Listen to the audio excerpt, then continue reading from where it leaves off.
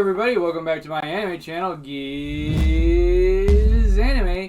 where we do anime figure unboxings until such time where I can get back into reactions. I really want to do Bleach. I've read all the manga on the 1,000-Year Blood War arc, and I just really want to react to the series, see if they do anything differently, and just give my reactions on the series as it returns.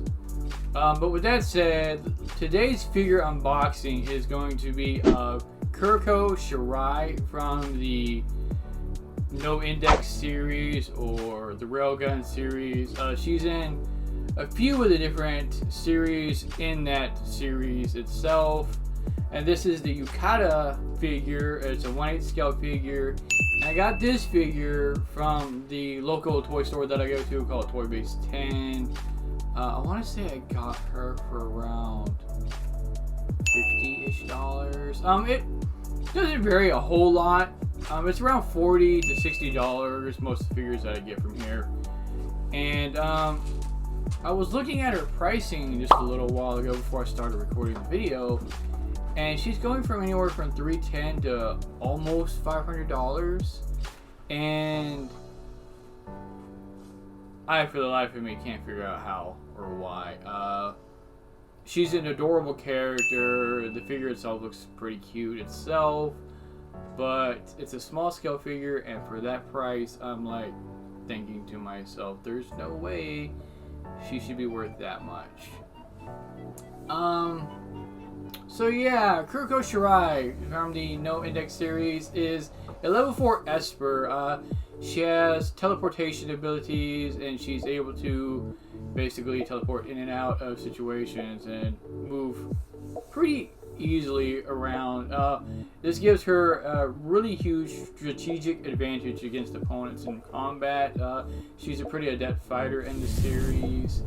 And one of her biggest quirks in the latest series that I watched, I can't remember what it was. It was a few months back, if not longer. She seems to be infatuated with Misaka, the main character of the series, to the point where she is always like lovey-dovey over her, and it's cute, but at the same time it's kind of weird because it's like constant. And yeah, it makes for some really awkward scenes and weird shenanigans in the series. But with that said, let's get on to this figure unboxing. See what she looks like. Y'all let me know if you think she's worth $300 to $500, and I'll see you there. Alright, so real fast, I'd like to say that inside of her box, she does look pretty nice. And also the fact that, I guess her price has something to do with the fact that she's a limited figure. She's not something that you can just buy here in the US at like your local Walmart or anime store. She's something that you'd have to get imported. And like I said, there's probably like a limited amount of the figure herself made. And this is supposedly like a special case figure, because like I said earlier, it's the Yukata series or the Yukata version, so I'm guessing her price has something to do with that. Alright, here's the back of the box that she comes in. We've got a lot of official jargon on the bottom of it, some pictures of her figure on the top. Also, real fast, I'd like to take note that a few of the figures that I've gotten in boxes from the toy store that I go to have been used figures. And one of the big ways you can tell is authentic figures that are unopened from Japan have like this circular tape on them. Whereas a lot of the, used figures, they just use like your regular tape that you find at your local Walmart or store. So this is one of the bigger indications. If this tape is this original circle tape, it's more than likely that this is not a used figure. Alright, so you've got her typical, regular, boring, plain looking white base. It's not even a clear base, which honestly would have been better in my opinion. I don't know why they do the bases like this. This is again, I've said this so many times, but this is my biggest gripe in figures itself is the bases. Because most of them just, well, they suck. She comes with this little cute fan that she holds in her hand. As you can tell, there are several different folds in them. They're really kind of hard to see though, so they weren't really made that well.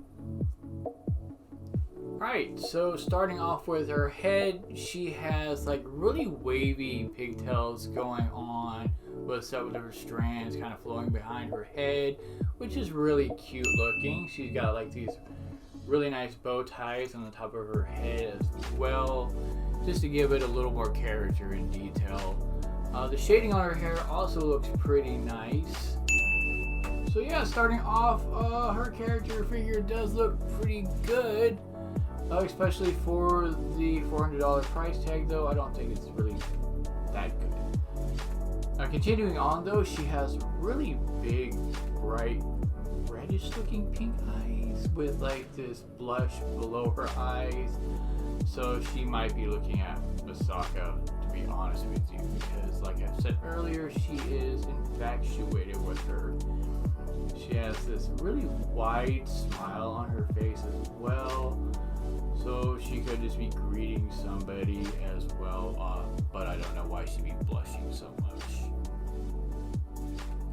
Alright, so she has this really light purple kimono on with this checkered sash going around her waist. I'm not really sure what this is called. I'm pretty sure it's not called a sash. That's just the only thing I can think of. But there are several different folds and creases. We can also see her fan in her hand that she's holding as she's putting up a peace sign, which is very indicative of, you know, just the Japanese culture. I'm not sure if that's actually something that the Japanese girls do a lot, or if that's just some Americanized thing that we've just made up that they've been doing in their animes. Alright, then we've gone down to her legs where her feet are. She's wearing these really small sandals. This is pretty basic and plain looking. Her toes almost look like they're kind of melded together. They have painted each of the nails though, like this really tan looking like color. So they put a little detail on it, but it honestly, if I was to say anything negative about the figure itself, other than the exorbitant price that people seem to have to pay for her, it's the feet. These feet are terrible. Alright, so a little bit of an angle from the side. Her arm is really stretched out back here.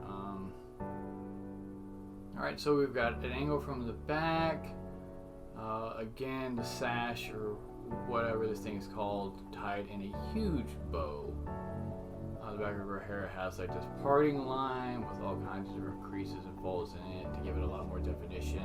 Honestly, this is the most definition in any of the figures I've got so far, I think, where it comes to hair, or at least quite a few of them. Most of them look like this would be a flat surface. It would just be one big blob.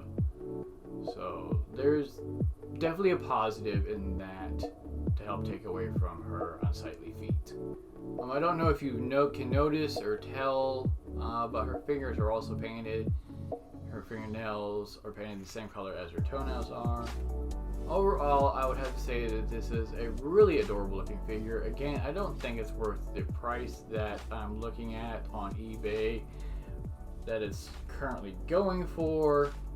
But if you're a collector and this is something that you're looking for, she's definitely worth picking up at some point if you can just do some window shopping and find her for a lot cheaper. Like I said, this one was actually unused in the box, and I bought her again for around $40 to $60, which is a hell of a great deal compared to the $300-ish to $500.